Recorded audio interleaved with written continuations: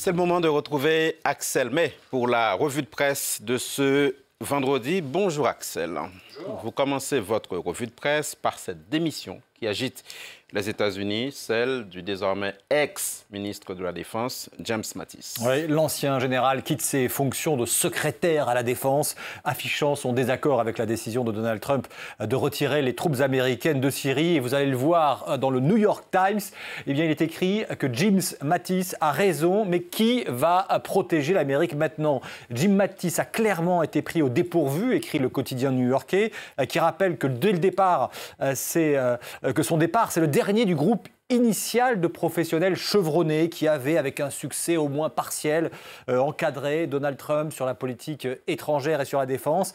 Mattis était sur la corde raide depuis 2 ans entre ce que lui disait sa conscience et les caprices de son président, résume le New York Times. Le Chicago Tribune, qui s'est affiché derrière moi, s'interroge pour sa part sur ce que doit faire le Congrès après le départ de Mattis. Et il n'est pas tendre. D'abord, Mattis et d'autres anciens responsables de la sécurité nationale devraient témoigner en audience publique sur la santé mentale de Trump. Ensuite, estime le Chicago Tribune, le Congrès doit réaffirmer sa seule autorité en matière de défense aux dépens de Donald Trump.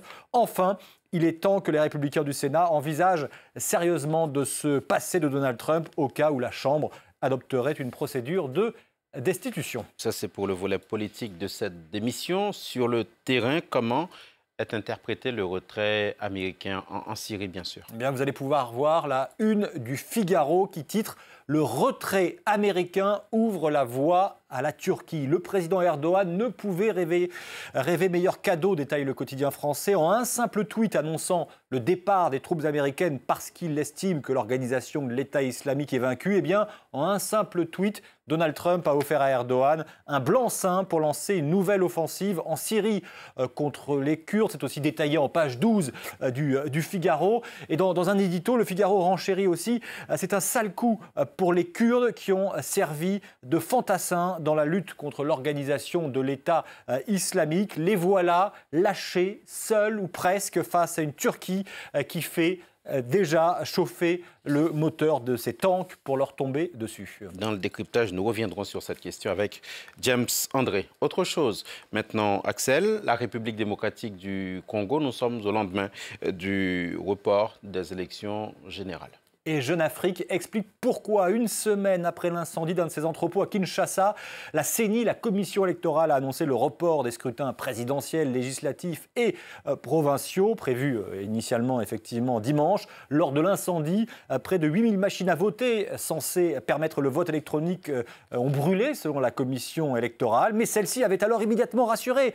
Elle restait déterminée à organiser les élections dans les délais, promettant de recourir à son stock de matériel électoral. Était-elle vraiment prête, comme elle le prétendait, s'interroge aujourd'hui le Jeune Afrique, dans un pays 80 fois plus grand que la Belgique, dépourvu d'infrastructures routières. Il a fallu aussi réimprimer des millions de bulletins de vote. Tous ne sont pas arrivés, toujours à lire dans Jeune Afrique. L'option retenue a donc été celle du report des scrutins. Libération écrit pour sa part l'espoir malgré la peur de l'étincelle. Le scrutin est certes reporté, mais il pourrait donner lieu à la première alternance démocratique du pays, voilà pour l'aspect optimiste, car dans le même temps, rappelle l'envoyé spécial de Libération à Kinshasa, l'opposition redoute une victoire du dauphin du président Kabila, en la personne de son ancien ministre de l'Intérieur, après une campagne violente et marquée par l'interdiction de plusieurs meetings. La situation en RDC est aussi à la une de La Croix.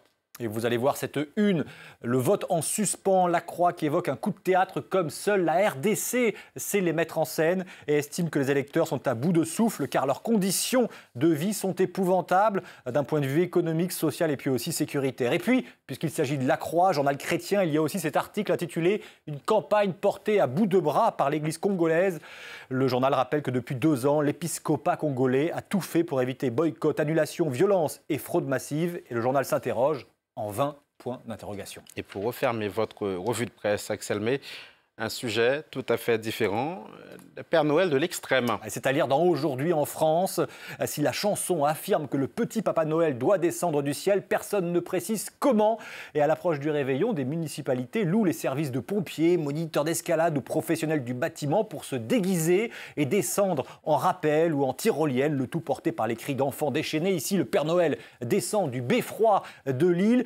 Et on terminera sur le témoignage d'un guide de haute montagne qui se souvient d'une de ses premières apparitions sous les traits du Père Noël. Sa fausse barbe s'est prise dans la poulie qui permet de sécuriser la descente. Ensuite, il a perdu sa perruque et il avait les mains en sang à cause du nylon de son déguisement. Voilà les dangers des Pères Noël de l'extrême. C'est difficile. Merci Axel May. C'était la revue de presse à retrouver évidemment sur le site france24.com.